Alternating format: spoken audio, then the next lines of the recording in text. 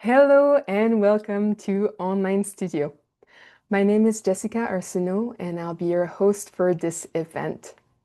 I work in the Learning and Community Engagement team at the National Gallery of Canada. As we begin this event, I want to acknowledge that the National Gallery is located on the unceded and unsurrendered territory of the Algonquin Anishinaabe Nation, who are the guardians of this territory since time immemorial, in the present, and for the future. When we come together in a virtual space like this, I know that we're coming from so many different territories where we live, work, and play.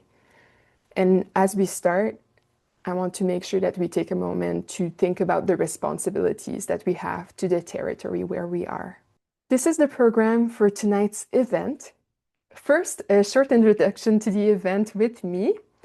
Then artist Heather Campbell will share about her work and will present the setup and the tools that you'll need for today's workshop. After, we'll spend the rest of the session art making with the artist. A few notes before we welcome the artist. This workshop will take place in English. If you would prefer to attend a workshop in French, you can find the list of French online studio sessions and watch past sessions on our website gallery.ca. Cet atelier aura lieu en anglais. Si vous souhaitez participer à une session en français, vous pouvez trouver la liste des ateliers à venir ainsi que les enregistrements des ateliers passés sur notre site web beauxarts.ca. This talk is being recorded and will be available on the gallery's YouTube channel in the coming weeks. Throughout the evening, you're invited to communicate your questions for us or for the artist by using the Q&A, which is located at the bottom of your Zoom screen. We'll do our best to get to your question. Live captioning is available in English. You can access it by clicking on the CC icon at the bottom of your Zoom screen. ASL, American Sign Language, is available. To access it, click on the globe icon at the bottom of your Zoom screen and select American Sign Language. I would now like to present artist Heather Campbell. Heather Campbell is an Inuit artist originally from Rigolet, Nunatsiavut, Newfoundland and Labrador, currently based in Northwest River in that province. She holds a BFA from Memorial University of Newfoundland. Her work was recently included in the 2024 exhibition, Gather in celebration of Year of the Arts, at the Rooms in St. John's. Her paintings can be found in the collections of the Rooms, Crown Indigenous Relations, and Northern Affairs Canada, and the Museum of Fine Arts in Montreal. Welcome, Heather. Hi, Hello. Heather. Hi, everybody. Sorry, I'm so slow. I've been trying to get used to these Chromebook the settings. We're seeing you and we're hearing you well. Excellent. Thank you so much for giving the introduction. And oh my goodness, I can see how many participants we have in here. So that's wonderful. Hopefully you can see everything that I'll be doing today.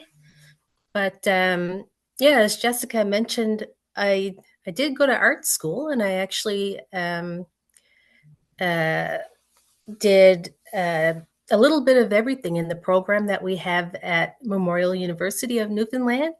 So I was on the West Coast campus in Corner Brook, and a lot of our instructors, our professors were trained or had worked at NASCAD in Nova Scotia. So it was more of like a conceptual based sort of education as well. So the fact that I did a lot of painting, but mostly in oil, it wasn't until recently that I really fell in love with ink. So pen and ink drawing and painting and sort of the loose qualities of that. So yeah, I'm not sure if we wanted to do questions throughout or if we'll wait until the end. But If you have questions, I'll say for people who are at home, just put them in the Q&A and I can always bring them up to the artist when it's a good moment. okay, excellent. So I'm not sure how much I should blab on about myself or if we should just get Do, into the do you artwork. want to show one of your artworks? I have a photo of one of them if you want to Oh, that's show. a good idea. All Yeah. right. So I'm hoping that most people are familiar with my work.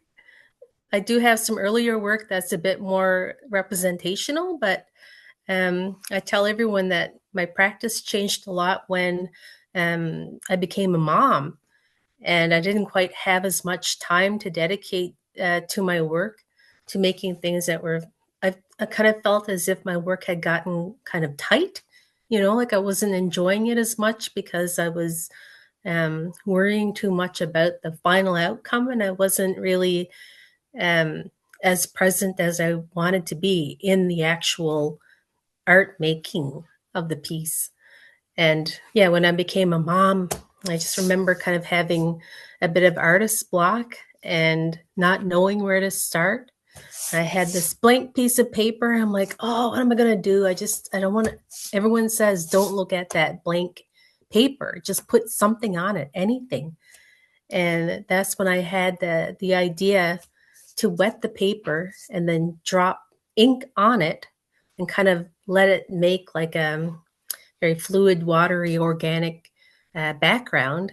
And then that would kind of take away the intimidation of, having to have an idea first that was very or conceptual or, I was worrying a bit too much about that, about the outcome and whether it would be taken seriously or if you get in your own head. And I think it's sort of the opposite of, I think, what really good art can be is accessing something other than your intellect. It's more of a um, kind of instinctive thing. And uh, yeah, I really enjoyed at that point, after that very first drawing that I did in that liquid kind of organic process. I really enjoyed it.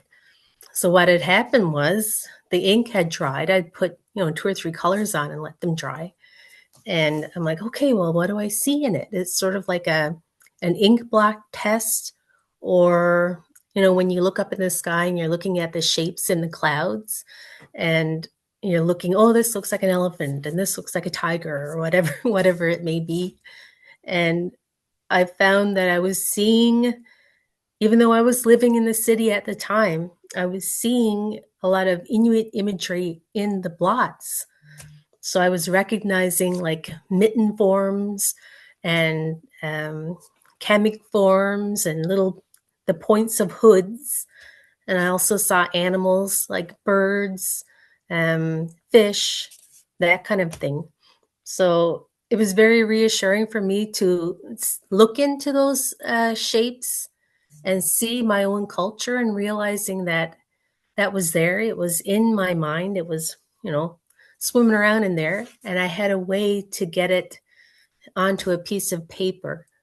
And I started having fun with art again because having that very loose way of making was very freeing. I wasn't obsessing with the final outcome. I was just enjoying the moment of looking, discovering, drawing, enhancing the shapes that were already there.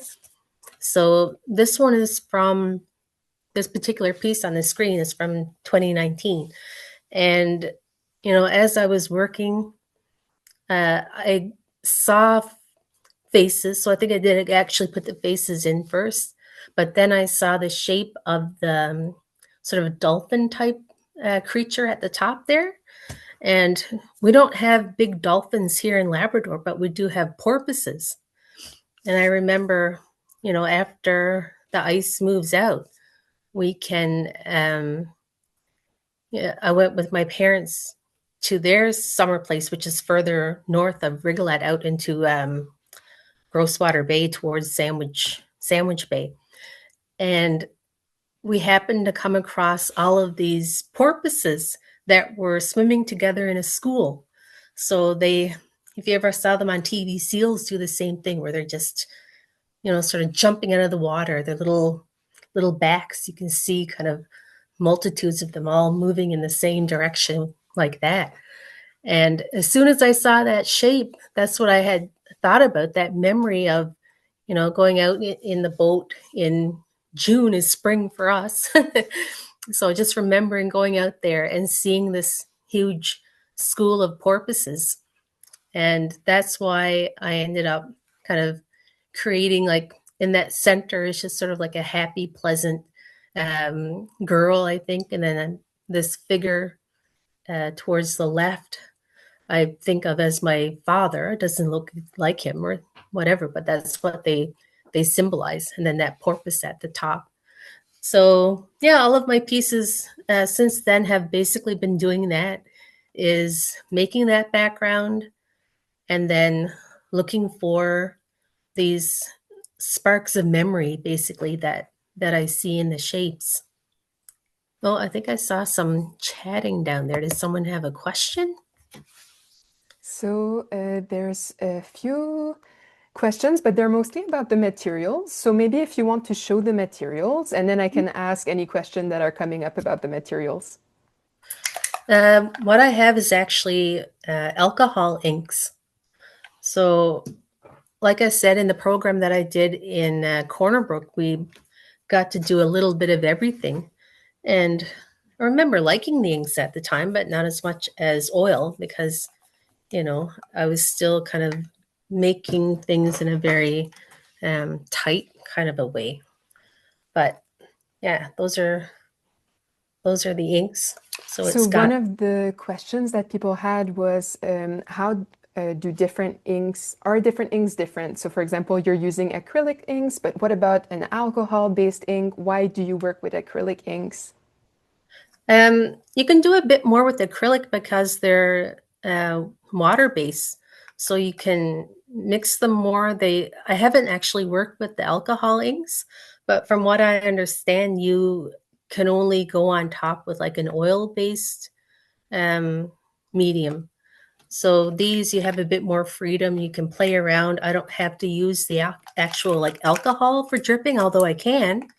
But I just use the acrylic inks with water, and then I can play around with other materials and other ways of making textures and having the ink spread and blend on the paper. So once we get into the demo part, you'll be able to kind of see how it works.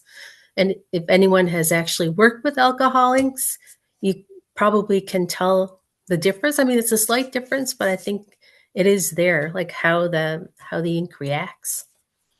Thank you. Something else that people were wondering is for your workshop tonight, could they maybe use watercolor to do a bit of a similar effect? Yeah, I did use watercolor a lot as well in the beginning.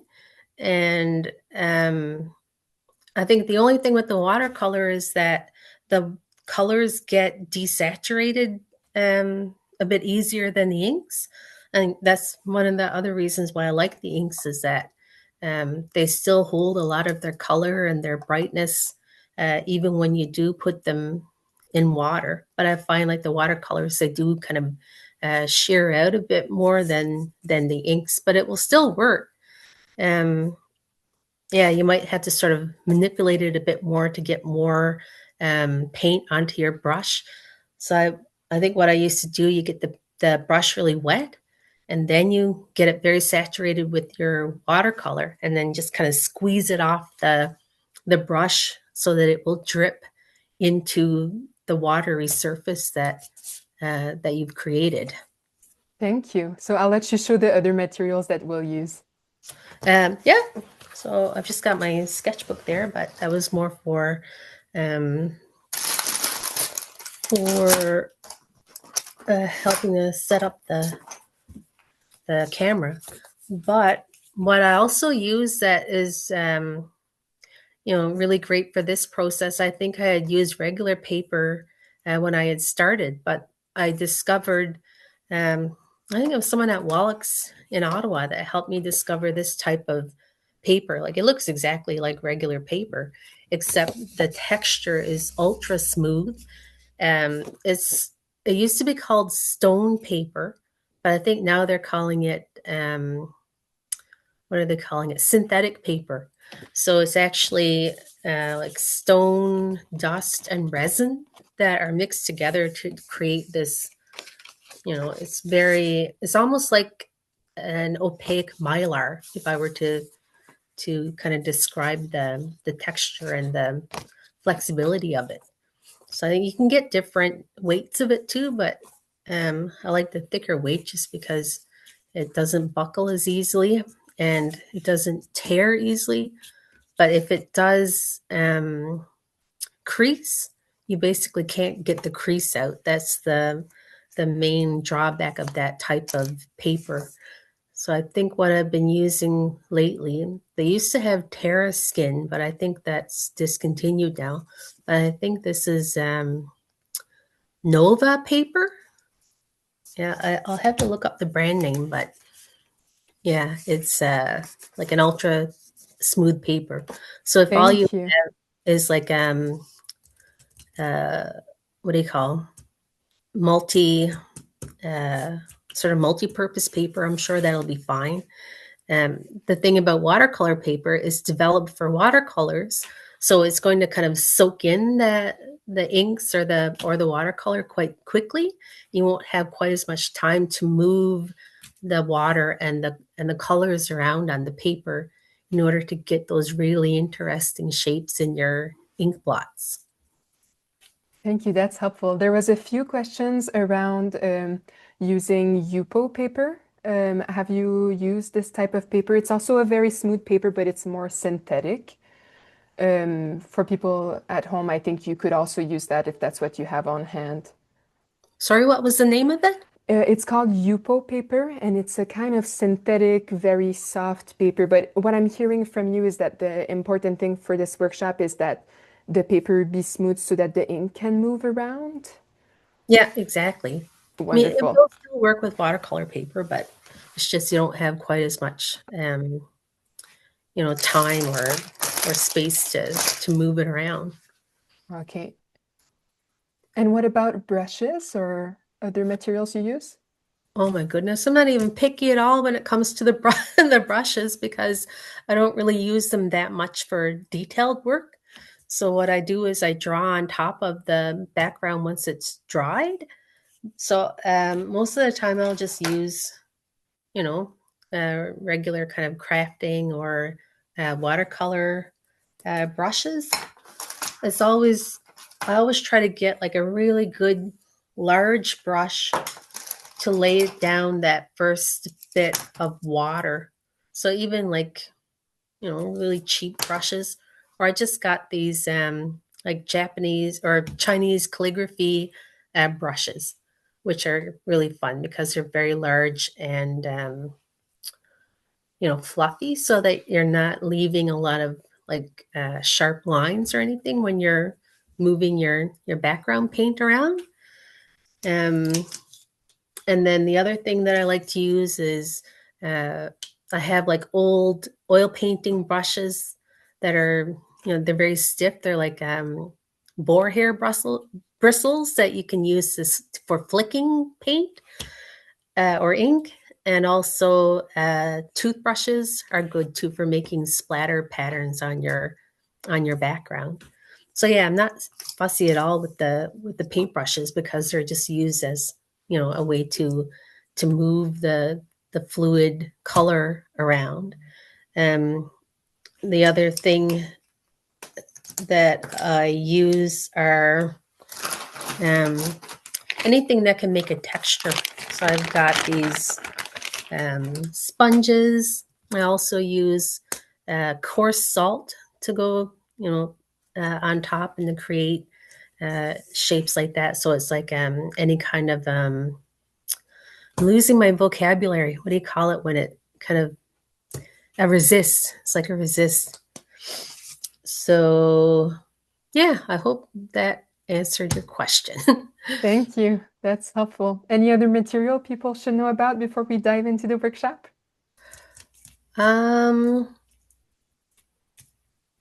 Yeah, if anyone's got experience with watercolor, I think you can, if there are places that you know you really want to have something stay white, you can use the masking fluid or any kind of a waxy type of material as well.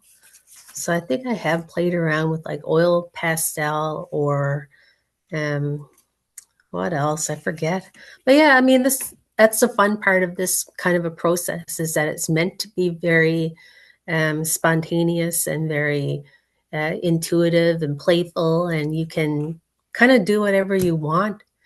Um, with the drawings on top, I always used like fountain pen calligraphy pen and nib, and but I've recently discovered drawing markers. So they have all different, thicknesses of the tips that are great. And the only thing with that is the markers, they have that one finite width. But with the calligraphy pens, you've, depending on the angle of the nib, you can use it to get a very fine mark, or you can, the way that you move your nib, you can get like a wider mark too. So you have that um, difference in width with, within one stroke, which is really great. I think So thank you. That was really helpful for the explanation of the different materials. So I think we'll get started with making if that works for you, and I'll keep an eye out on the Q&A so I can tell you when there's questions. okay, perfect. So let me just switch over to my other webcam. There. That's great. So hopefully everyone can see okay. Oh, I just realized we've got a bit of a shadow, but I don't think that'll be a big deal. We can see well what you're doing. Okay, perfect. Sorry, I just needed to unmirror it. But I thought that I would use these smaller pieces right now just to help with kind of demonstrating the different ways that we can create textures on the backgrounds. So, of course, the other thing that we need is the water and our brushes. So I've shown you kind of these larger ones that I like to work with. Oh, this is a nice big one too. So I've already used this one. But yeah, I kind of like this one. I got used to using that type of brush working with watercolor to help create the blend. But hopefully this is big enough that you guys can see. The thing about the inks, I use any old kind of container as well as a palette, and you can use the ink directly from the bottle itself because it's got that little dripper. Or I, especially when I'm doing the drawing, I'll use some kind of a container to create a custom color on the palette and then dip my pen in the nib in there to get an outline color, or going with your paintbrush and then, like I said, kind of doing that the squeezing of the ink onto the paper. So this is something that I think you'll realize as you do it, exactly how much paint you want to get on there, but you really do want it, very very shiny with the water. So don't be shy with it at all. I do. Someone had asked earlier, like, why do I do a lot of blue and a lot of sea images? And I think it's because I grew up right on the ocean. So my hometown is a very, very tiny fly-in community. Our population is 300 and something. I think it's like 325 now. And so everyone is within walking distance of the ocean. And my grandfather, I was raised by my grandparents. So my grandfather was a fisherman. And every summer, we would spend it at our salmon fishing spot. So I had like a little tiny one-room cabin. And yeah, I think some of my best memories are from that time. So I think that's why it comes out a lot in my artwork. Okay, let's do our first drip and see what happens. So the higher you have it up, the more of a larger splatter you have. So maybe I'll do a little one, see what happens. Ooh, okay. And then we can do from up here. And that's where we get a nice kind of flower. Or I used to do a lot of jellyfish too, just because those splatters really do kind of look like jellyfish. And we can do. There's a question for you in the Q&A. Someone is wondering, do you choose a color palette before you start? How do you go about choosing your colors? Sometimes, like it depends. Sometimes I really don't know what I want to do. And I'll just go with colors that are kind of work together, like blue, yellow, and green, which is what I'm going to do right now. Oh, it doesn't want to come out. This little bubble. And then sometimes I'll do kind of a combination of like a more realistic image in the center that I know is going to look like a particular thing. And then sort of in the background, I'll keep that loose. So the thing that I use for that is like masking tape or, well, this is painter's tape, but anything that will create like a barrier around that subject that you know you want to have in the work. Some people are also wondering what brand of ink you're using. Oh, well, it's hard to get materials here in Labrador now that I've moved back. So these I just got off. I took a chance and I got them off of Amazon. But I did use Winsor and Newton too. I think I have some of those lying around, but I used them all up. But this is Montmartre. I'm not good in French, sorry, but I don't know if you guys can read that. Is it focusing or not? A little bit difficult to focus. Yeah. Yeah. But yeah, that's what they. But thank you, that's helpful. But for people at home, any brand of acrylic inks that you have will work. And these are the Winsor Newton ones that I had as well. So, and this is sort of a fun one. It's Liquitex. I just wanted to see if I could use how a metallic paint would work on something. So I've done some that are like the sky or nighttime scene. So I wanted to create something that was similar to stars. So I thought that would be fun to try. And it's really hard to find a white that does anything. Like it doesn't want to layer over a bright color.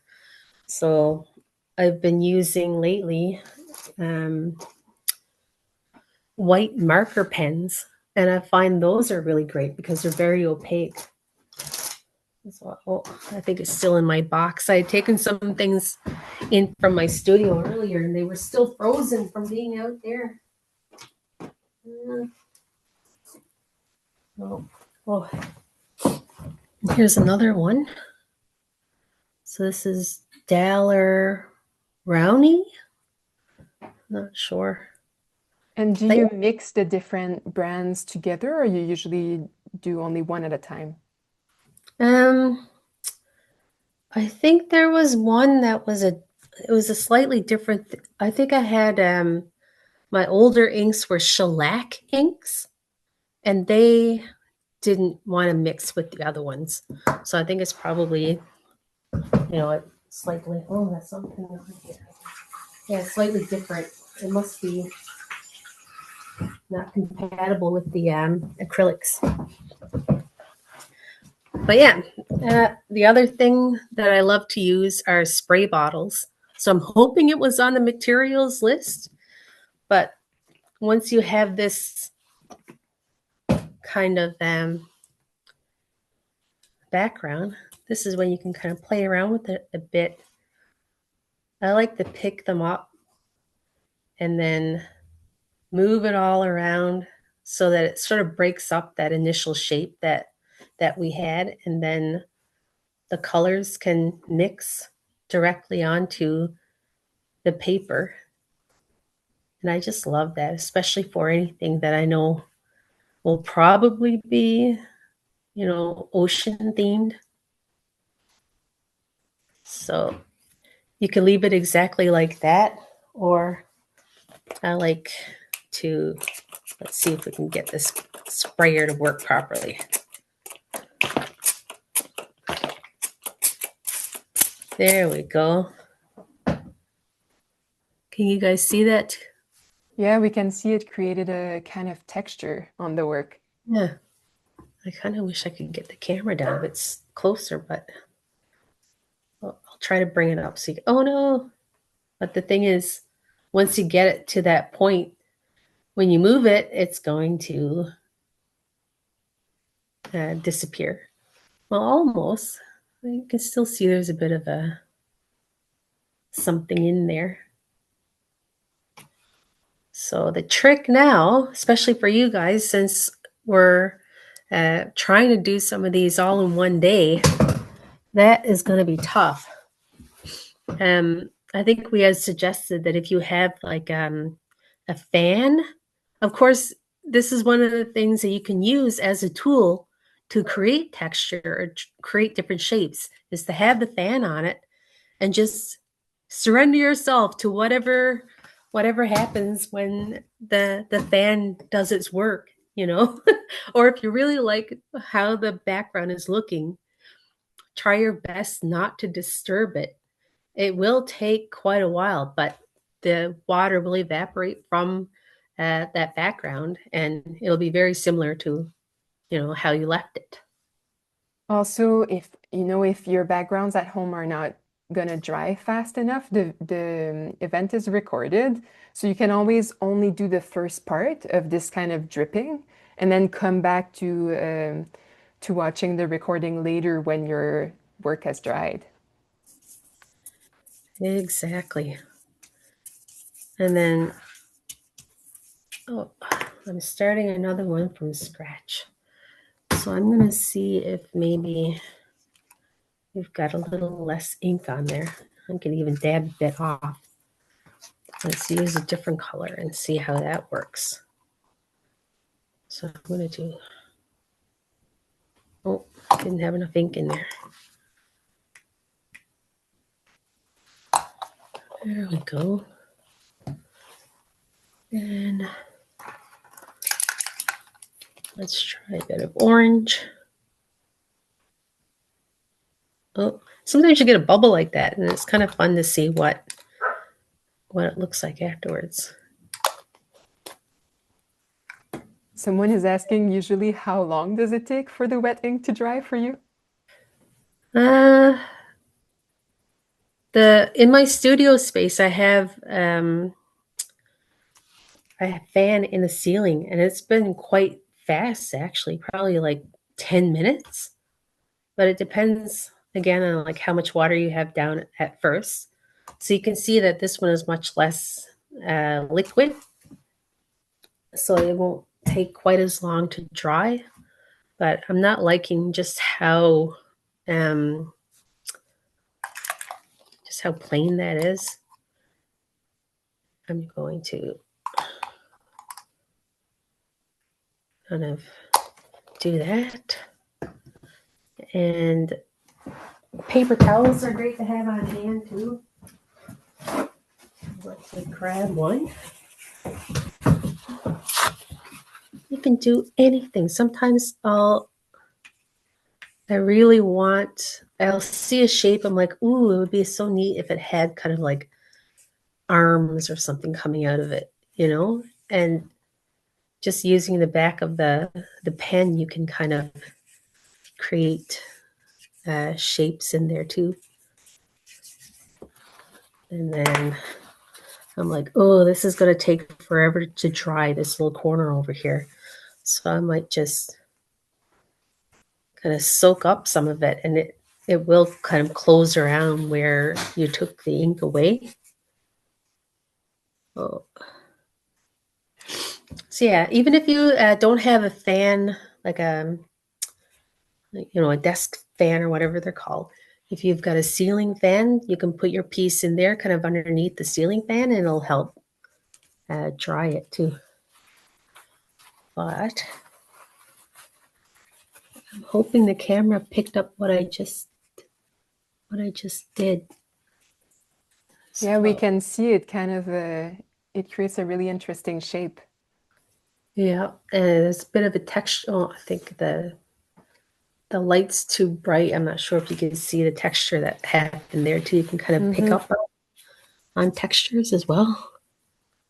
There you can kind of see the pattern of the paper towel. So it can be like an additive process where you're adding things on top, but you can also remove ink too, or take it from one spot and then deposit a bit of that color somewhere else. So I'm kind of, there we go. We can kind of see how now I'm making a bit of a textured border around this one with the texture of the towel. And the other thing I'm going to get is salt.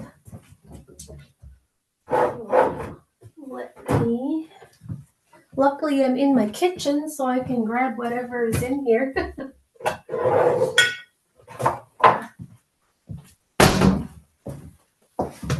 Here, so I've got the coarse salt now. So let's see what happens with that.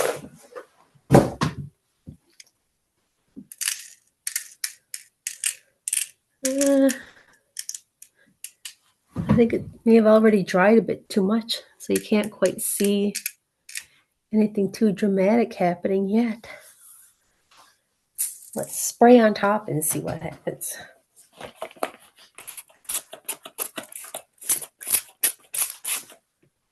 Someone is asking, once you've put salt on your artwork, what do you do with it? Do you leave it there? Do you have to remove it?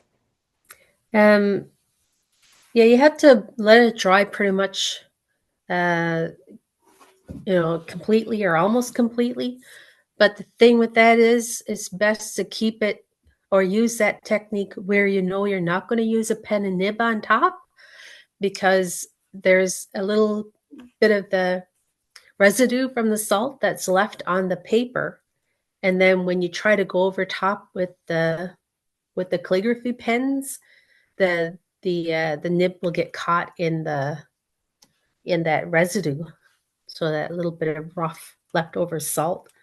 So you kind of have to go in and sort of scrape it with something like just a butter knife or X-Acto blade or whatever you've got. Thank you. There's another question that's about the paper, wondering about if the paper is gonna becomes wavy or if it stays flat as you're working with all the water. Yeah, this stuff is also great for that reason, because with watercolor paper, you have to prepare it. So you have to sort of tape it down and wet it and let it dry flat, so that when you do go in with wet mediums, it'll dry flatter. But with this particular type of paper, this artificial paper, you don't have to do that. So as you see, it looks pretty much the same as how it looked when we started. Thank you. That's helpful. So if someone is working with watercolor paper, maybe you might want to tape it so that you can have a little bit less warping. Exactly, yep. Well, I'm going to get my sponges out too and see what we can do with that. We can already see that sort of very slowly the salt is kind of doing things, and the little texture that I made with the paper towel is is sort of changing as it dries too. And the paper that I have underneath is warping a bit, so it's creating a bit of a uneven surface so that the ink is kind of spreading out from underneath. So I'm like, oh, I should have used the same kind of paper. But yeah, this is good for kind of soaking up some of that excess color that maybe you don't want in certain areas, or if it's a bit too wet around where you put the salt doesn't really have the power to do very much. So you can kind of, soak that up a bit and see how that's working.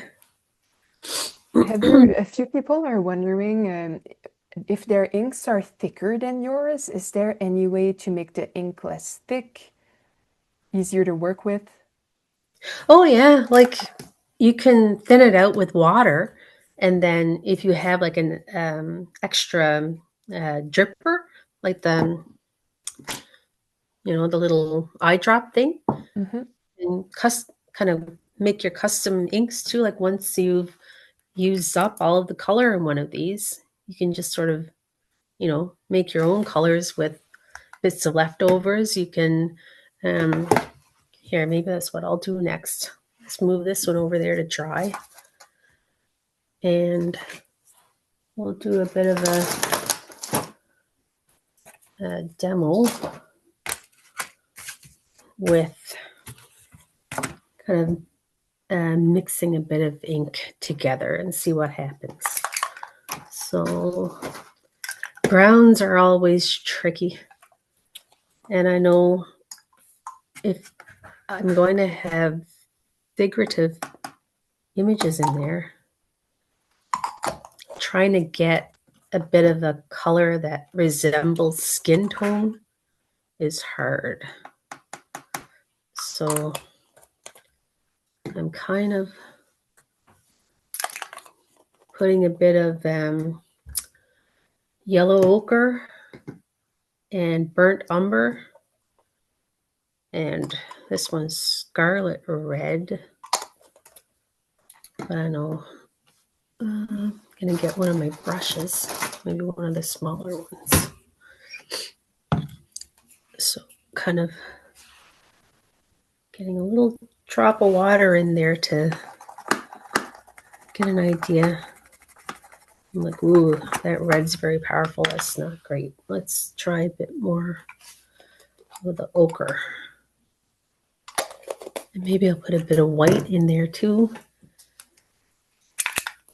And see how that all comes together. Oh, yeah.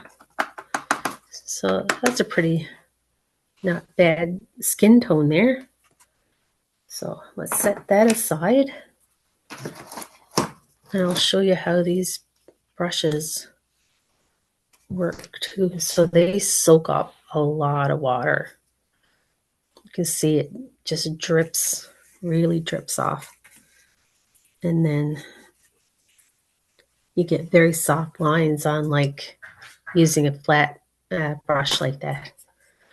Actually, if you can give me 1 second, I don't know if you guys can hear this, but my dog is scratching on the door to get in. We can't hear your dog, but it's Okay. okay if you have to go and let the dog in. I'll be right back. Sounds good. Here, I'll give you something interesting to look at while we wait. Oh, thank you. And maybe this is a good time for people at home. If you have questions for the artists, you can put them in the Q&A box, and we're asking them as we go through the event. And if you finished your first background, you can always try to do more, experiment, try a few with different colors or try with different textures. Maybe on one you try the salt, maybe on one you do without, maybe one is more watery, maybe one is more dry. Is the dog back in? Yep, hopefully he won't bug me too much. He does like attention. But yeah, here's an example of one of the pieces I've recently completed. Oh, well, I still need to do the face there, but yeah, maybe that's what I'll do when we start focusing on the drawing part of it too. There was a few questions also about if your acrylic inks have dried in the bottle, is there any way to revive them? I don't think so. They basically turn into plastic, right? Yeah, it's a bit And challenging. yeah. So yeah, that's pretty disappointing So when that. we want to make sure we close the lids really well. Yeah, exactly. Okay, what was I trying to do? I forgot now. I think You were in the process of doing a new one, I think. yeah, and I was going to show I was working with this brush. Oh yeah. Where did my piece of paper go? I had already wet one. But anyway, we can start again. And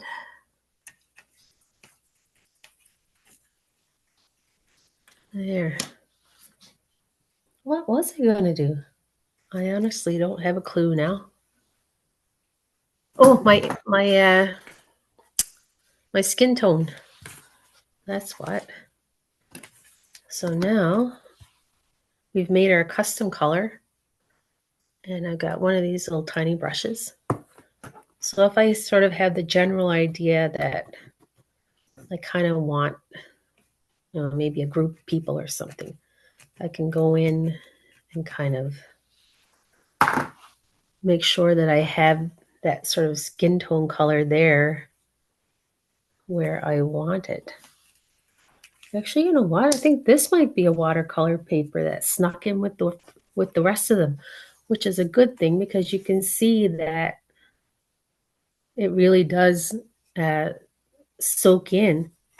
And then you've got this kind of feathery um, bleeding that's happening versus the very crisp uh, bleed that we have with the other paper. It's a big difference. We can really see how the other one, the ink was moving all around it, and this one, it's really getting absorbed. Yeah, exactly. Okay, so let's try that again. So let's make sure. Actually, no. Where's my paper?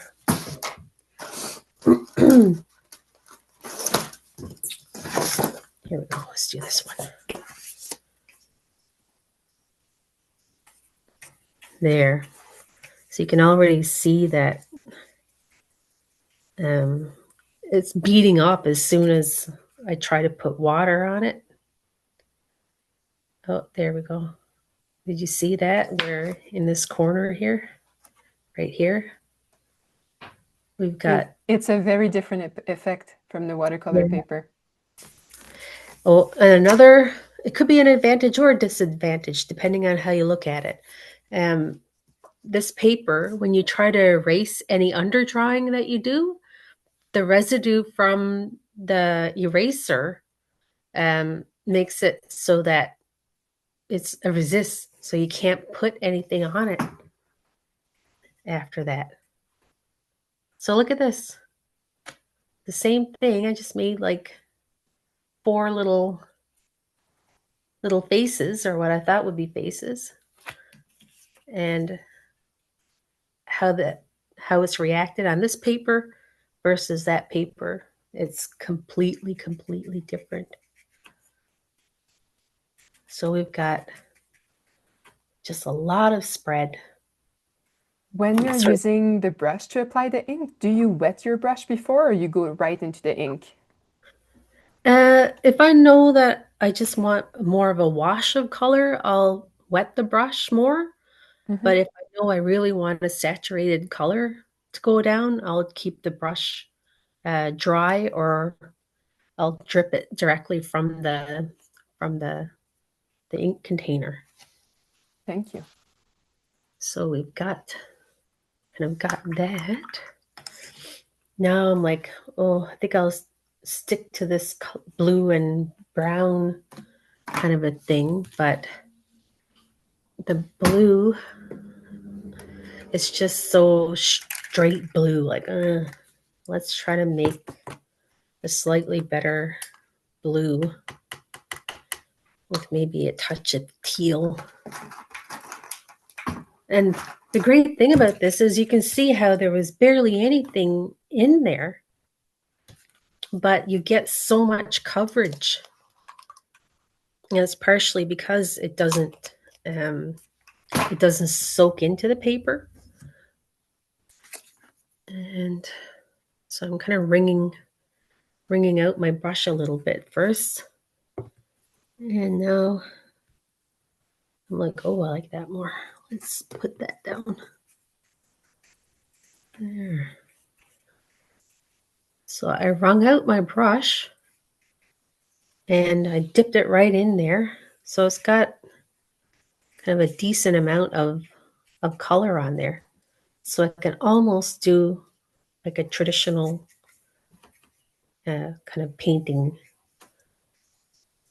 on here. But I prefer not to have any brush strokes in there. And I think like with anything, you need at least 3 colors to make something look interesting. So I think something that really works is to have almost like an accent color too. So you got sort of your 2 main colors, and then what do I want my accent color to be? Very often, like just a tiny little bit of a contrasting color is really neat to use, and it just livens up that piece and just gives it a little, it's like a little sparkle or something when you have that teeny little bit of a bright accent color. So do I have a more detailed brush we can use? Not right now, I don't think. So let's wring out my brush again. I'm going to take a bit of that orange and put it somewhere. I don't even really know where. It's blending in with the brown too much, I think. So what else can I do?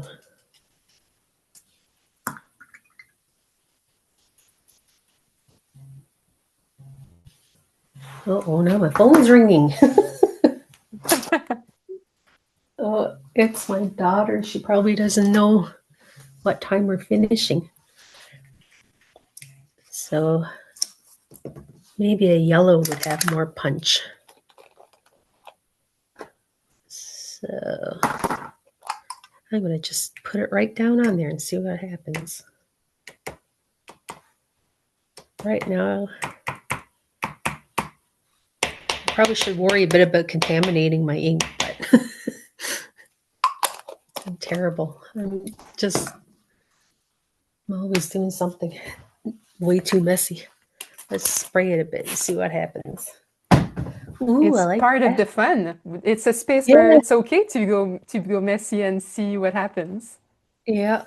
Oh, I really like that. Like it was, I mean, you think of what it is that really makes a piece of artwork kind of enjoyable to look at. It's having these elements of color, which I think we really have with this effect. We have texture, we have mark making, we have the composition of the piece, and I think that's the thing that probably I think of first when I'm making one of these sort of, abstract pieces is what is my composition going to be? And then I'll go color next. So what did I say? Color, texture, mark making, composition. And then I think as you start to work and you start to refine like what the representational elements are, that's when you can kind of play around with bringing out some areas and then pushing back other areas so that you're making a perspective, but through color, contrast, and tone. So making things that are warmer come up closer to you, and then cooler things are being pushed back. So it truly is like such a fun exercise to do, even if this isn't like your main type of artwork, because you're sort of training your brain to think in, in that artistic way of playing around with the viewer's eyes and perception. So you want it to be enjoyable to look at. I think that's why I like this medium, because I like having a concept. I like having something to say, but I also like making work that is also, enjoyable and interesting to look at the same time. I think if you can actually put those two things together, you're doing amazing work. And I feel like I'm never there. I'm never quite getting it, but it's so fun that you just want to keep going anyway,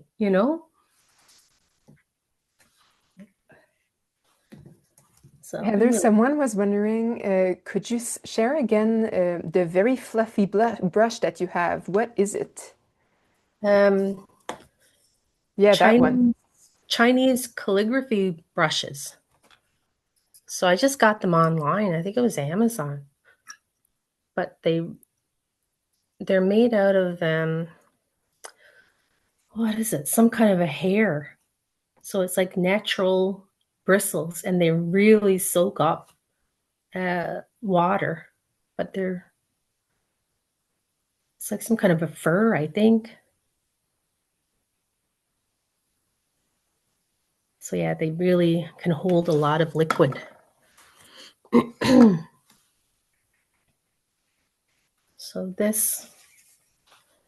once the piece dries too, I just like to kind of move it all around and then see kind of at this point, does it look like the composition is sort of how I want it? Or does it feel like, oh, this space is empty up here? Do I want to put something else in there, or can I do that later on through drawing? And then this little happy accident is a piece of hair, I think, that came off my brush. I'm like, it's too out of place with the rest of that, so I'm just gonna take it out and, do something with it. I feel like it needs a bit of color, so I'm just gonna steal some green and just put a little dot there, maybe one there, and that's it. I'm not worried about what it's going to be. I just visually feel like, yeah, it just needs a little pop of something right there. It's easy to go overboard with this technique too, because you can just keep doing so many things to it. You're playing with all of these different things for making textures, or taking away ink, or putting down ink, or making it more fluid or more saturated. And we also have to remember to kind of keep spaces that are quiet as well. So maybe it's like, Speaking oh, of, oh, sorry. Speaking of not overworking a piece, I think a few people are starting to wonder what to do with the markers or the pens. I can't believe it's 8:30. I know we have half an hour left, so maybe we're gonna move to the marker, which people are starting to get intrigued by, I Yeah, think. exactly. Okay, 1 second. Time flies when we're having fun.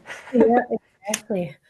But yeah, did everyone manage to, or did some people get to do a background that dried at all? Or we can just play around with the markers themselves. And I also have to grab one of my, I just realized I don't have one of my pen and nibs. So let me All grab one of. right, we'll let you go grab that. And people at home, you can, if you have a background that's fully dry, you can get it ready for the next step. And if not, don't worry, you can always observe during the session and then you can come back to your work once it's dry because the video will be recorded. So you can always come back to it and re-explore the work once it's dry. We know that if there's a lot of water, sometimes it takes a long time to dry. So it's okay if you can't do it at the same time as the artist. That's very understandable. If you have questions also, you can put them in the Q&A. We're looking forward to seeing all that everyone made. Great, we can see the pen and nib has arrived. Heather, I think your microphone is turned off. Yeah. Yeah. Well, I was blowing my nose. Well, now we can hear you again. Yeah. Okay, so I had shown you this piece that I had already started, but I've got to this point where I've outlined sort of the general shapes that I saw. I think one of the first shapes that I saw was sort of this a Mouty hood shape. So I kind of went in and just sort of outlined that. And then I also saw the shape of this cami sealskin boot. And then I sort of saw, you can sort of see here where the original ink line was. It had dried in this shape. And I'm like, yeah, it looks like someone's back. Then there was a head with a little outline of a face. So it's just sort of going in and, it doesn't, just starting anywhere. It doesn't have to be perfect at all. And that's the fun part of it is sort of finding where those little bits are. But I just realized that one of the ones that I had done earlier, it's almost done. I think it's enough that we can kind of flick a bit of the salt off and maybe take up some of the excess ink that I don't think we need. And I can kind of have a look and see if we can see anything in there. I can almost see, I feel like this is something. I don't quite know what it is yet. But again, here I'm seeing a hood. And look, we can see, can you see that it looks like a face? It's probably not close enough.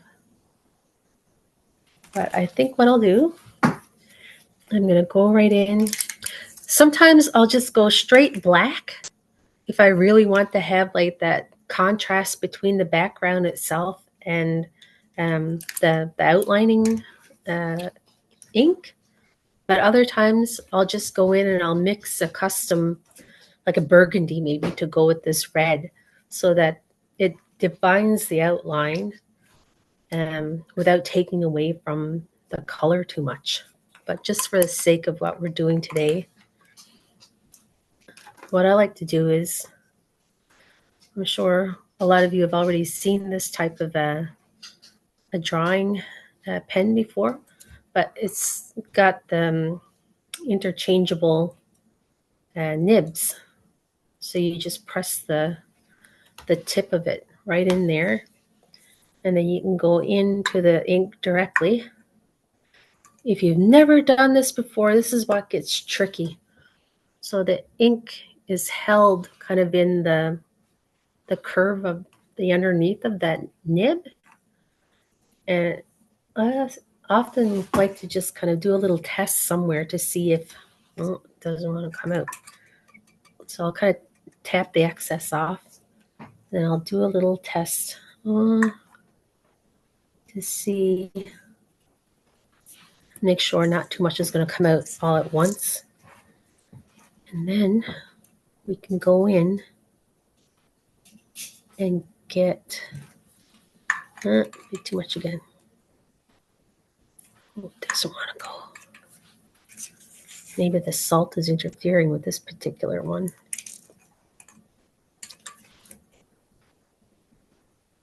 Yeah, I think it might be. Maybe it might work better on this paper. So yeah, there.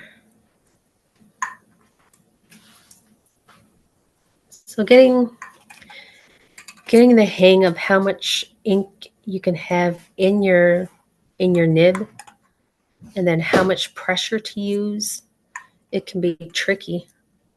It's also going to be a little bit different depending on the type of paper that you're drawing on as well. This is why I like the ultra smooth paper, because you know, you can also sort of flick things too if you want. And then yeah, that's why I like them, because like I said, you can get a bit more control.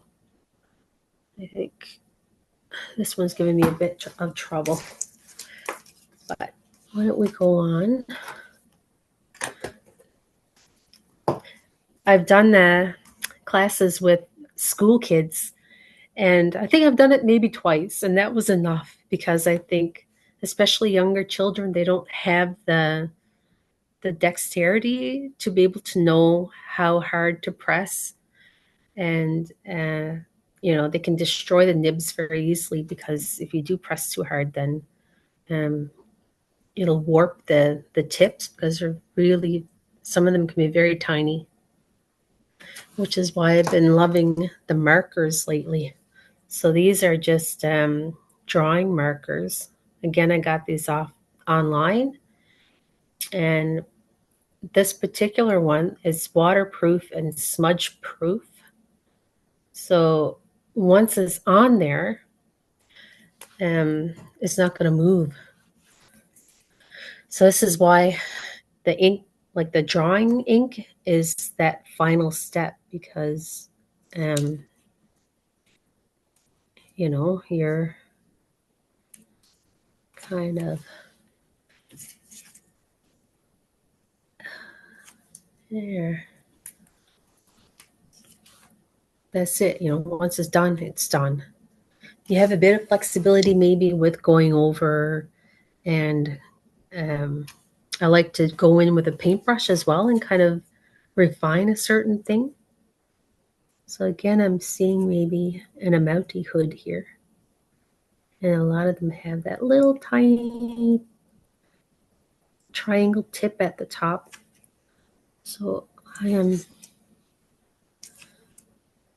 oh, and this sort of looks like a hand, and this is a sleeve. Oh, no, there's a hand here too. Look, and it's holding something. And this is the thumb. But is she holding it like this? I don't know. But let's put in this with the mitten hand on top.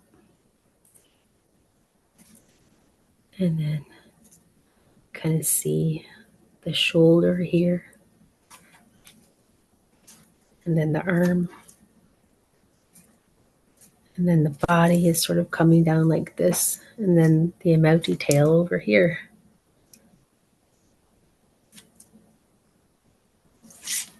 So right now it's just a very simple outline.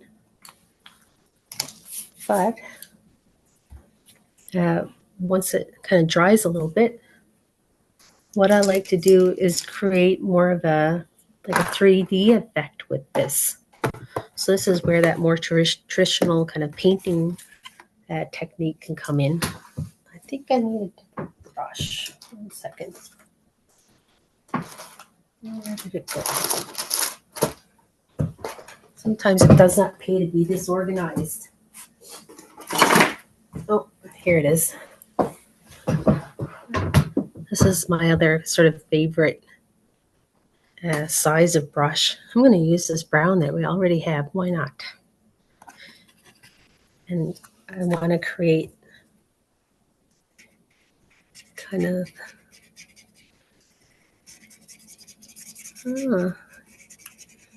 see, now it's more like the color of, caribou skin or something. So, because it's not completely dry.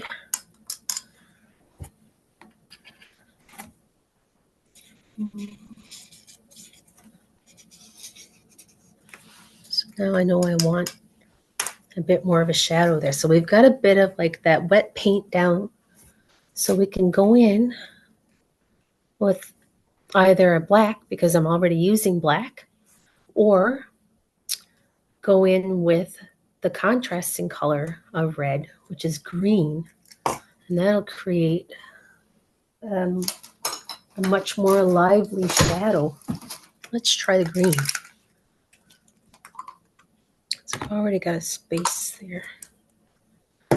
So it will read like a shadow, but it's not a dead shadow. It's got some life still. So, and even at this point, I'm like, okay, I want that to be three-dimensional. I'm going to have this be the shadow side, and I'm going to put highlights on this side because we've got the direction of the light is coming this way. And this arm is in shadow. So I'm going to kind of do the whole thing.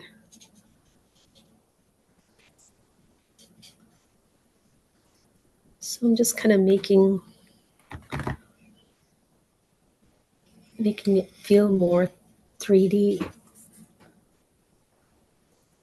Same with this. So it's kind of a harsh line now. But what I like to do is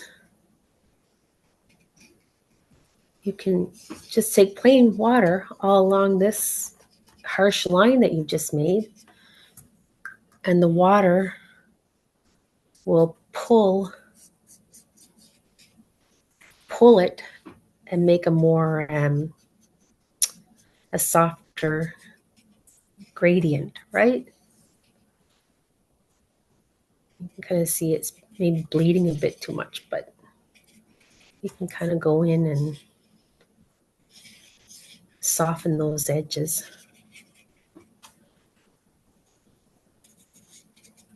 I want to deepen that shadow here.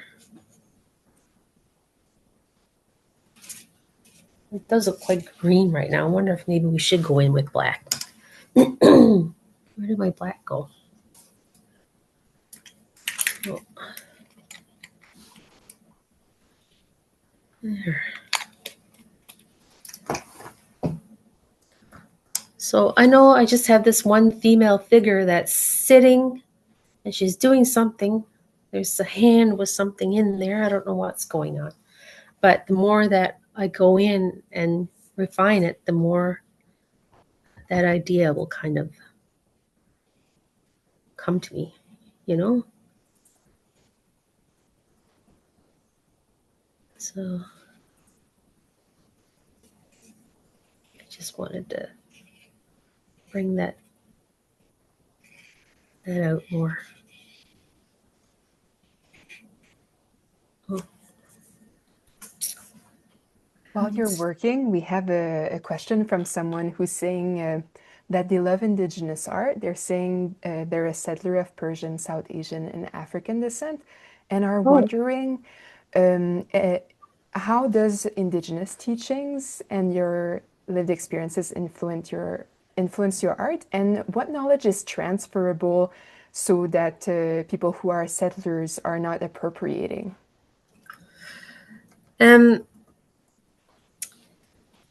I think, because I went to art school, all of these techniques that I've learned either through art school or through, Western art books.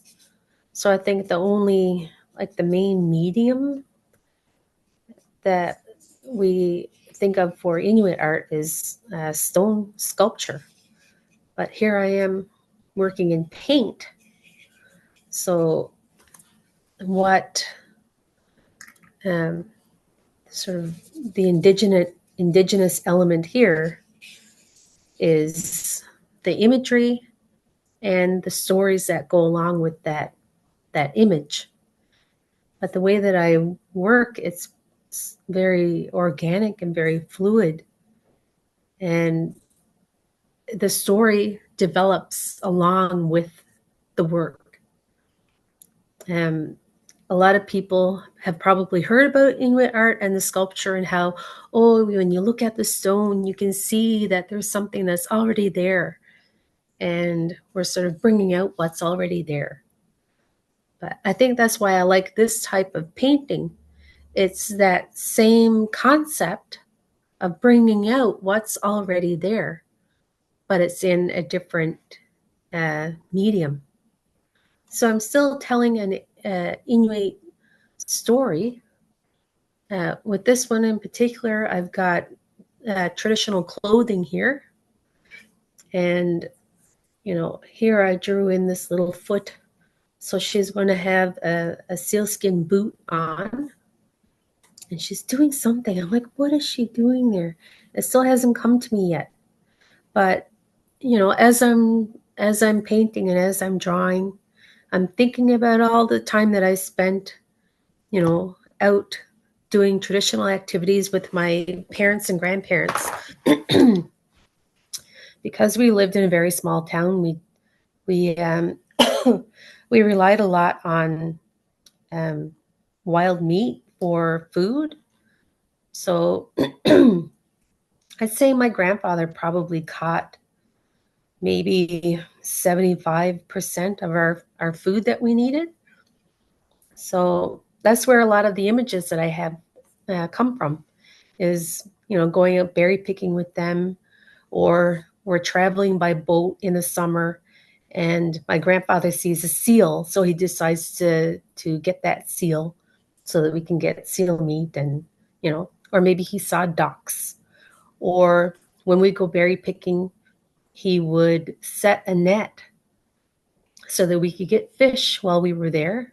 But then he would also go so far inland on this island to hunt ducks. So we might be gone for 2 or 3 days or so, and we stay in the tent. So me, my sisters, my grandmother, we'd all be berry picking. And my grandfather, he'd berry pick a bit, but he'd go off hunting, or he'd check his net. And at the end of the day, we'd go back to the tent. And if we were lucky, we either had some little smelts or something to eat, or he got a duck, or, some kind of a shorebird or something like that. So these are the things that I'm remembering right now when I'm looking at this, because I think she's sitting on the ground and she probably has one leg kind of tucked under her, and her other leg is stuck out here like this. And she's doing some kind of a work in her lap. And I'm like, oh, I remember, berry picking with my grandmother, and she would always have her little, here in Newfoundland, Labrador, we eat a lot of pickled meats. So we have a lot of salt back pork fat. We have salt beef, and they come in these little buckets. So berry picking, we reuse these buckets as berry containers. So I'm like, oh, maybe she's berry picking. Maybe she's got a berry container right there. And I can kind of see now, it's like a little kid with a hood.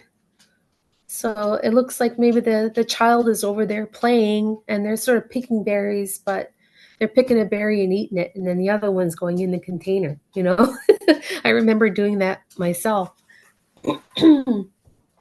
So I think in terms of kind of getting back to that appropriation or appreciation, I think you can always sort of see in an artwork the elements that make it inspired by lived experience. I think that's just so important. Anyone can draw like a little person that looks like a little Inuit woman or a little Inuit child, but it's not going to have the same little details that I think you would find from someone that has taken part in these activities, you know? So it's probably really long winded, but I hope it made some sense. Thank you for sharing. That was a really helpful answer. And I think the process that you're doing too, everyone can get inspired by what they are seeing in their own piece, which will be fully different from what you're seeing in yours and influenced by their own life and experiences. So that's Exactly. part of the beauty of the process you're sharing, I find. Exactly. Yeah. So, of course, your subconscious mind is going to see something completely different in the ink blot.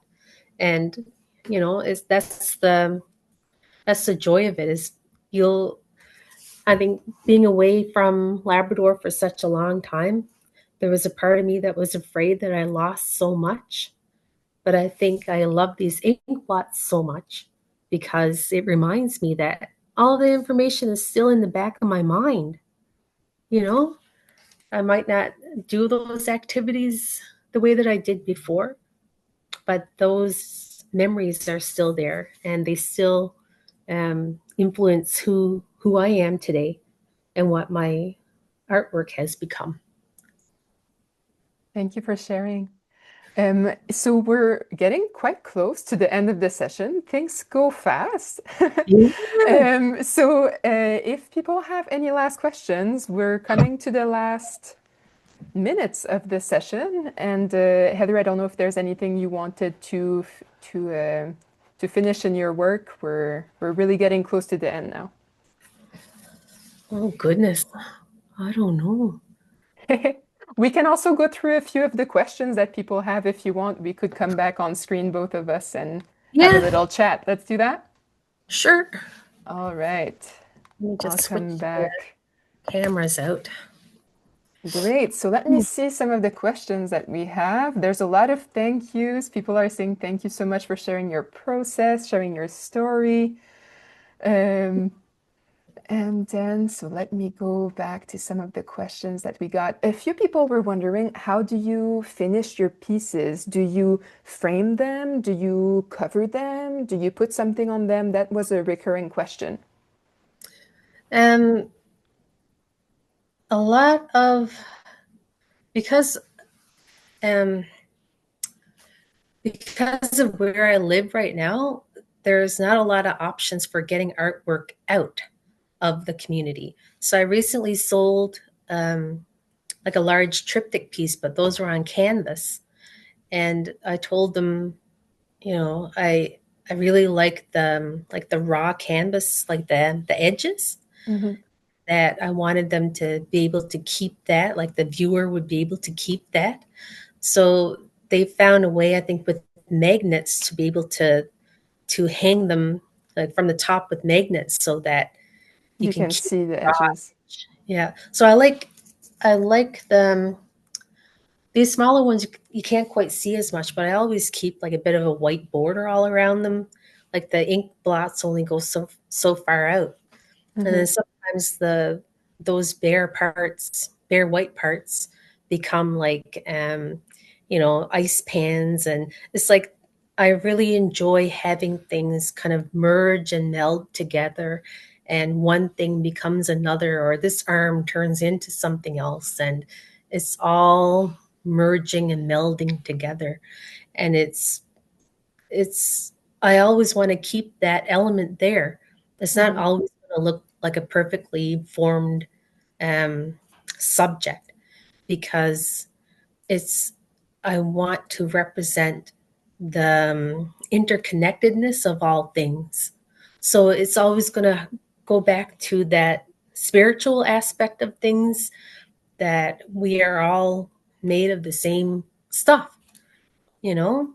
Um, and they're when you get down to like a subatomic level, it's we are there's no edge between what we are and what this table is, or whatever you want to think about, and that there's no true difference between all living things, that animals and people are connected. And it's it's sort of it's hard to explain that I like to keep that in my mind when I'm painting because I want to infuse that belief into the artwork itself. I think it shows in the fluid way that you work and kind of leave the piece to move also, like as you're working through it in not a fixed way. So, Yeah. So I always think I'm an artist, but it's not the right word for it in a way. I feel like I'm more of like a conduit, you know? mhm, It's I am like a lens for whatever it is that's being made. I'm I'm kind of influencing it, but it's sort of doing its own thing too. mhm, And it's like a dance between the artist and the material. And I think mhm. it's just really fun. I like seeing it. You can no matter what culture you're from, you can still see that in certain artists, you know? I really love the work of William Blake, and I think I can see it in his work too. So there's examples everywhere of people that kind of have that philosophy. Thank you. Um, on the technical side, someone is wondering, how do you clean up at the end? The brushes, your skin, I think some people have ink all over them at this point. Oh How do you yeah, clean up? um, yeah, it's just soap and water, and it'll wash off after a while. But it's really important to wash the pens because if it gets too, I should, you know, um, it'll clog up the mechanisms that Yeah, allow the ink to drip out. So it's important to get them clean and don't let the ink dry not on. wait too long, especially with acrylic inks. They tend to really like, Yeah, exactly. yeah, So yeah, like this one's dry now pretty much. So yeah, you don't have to yeah. wait too long. It And doesn't when take too long. Yeah. Any last things you wanted to share with the public before we close up, Heather? oh my goodness, I'm trying to think what's coming up. Um, yeah, I don't have anything right now. I'm working on finishing up uh, a large installation piece that I got a grant for last year. So yeah, I think I'll be quite busy between now and the end of Mhm. the fiscal year, kind of wrapping that up. So hopefully I'll have more to share in a few months. That's great. And if people are in the region of the National Gallery, there is an artwork of Heather currently in the Winter Count exhibition, which is on until March 22nd, 2026. So it's still up. If you're in the area, it's the right time to come and see Heather's work face to face at the gallery. I haven't seen any installation shots now that we're talking about it. Well, I'll go and take a look and send you a picture. Oh, very good. All right, so we're at the end of our time together. Thank you so much to Heather Campbell for the beautiful workshop, for letting us explore this technique with you. If you want to follow Heather's work, you can do so on her website, campbellart.ca, and on social media at hcampbellart. As I mentioned, if you want to visit Winter Count, it's up until March 22nd. And there is one more workshop coming up on March 11th. It's a watercolor workshop with artist Vanessa Redford. So it's happening online. If you want to register for that, that's coming up soon. And we would love to see what everyone made. I'm sure there's so many different directions that this project took. And so we invite you to share what you made on social media and tag the gallery so that we can see your beautiful work. And thank you so much for coming to spend the time together this evening and to create. Thank you so much and have a good rest of your evening. Bye. Goodbye.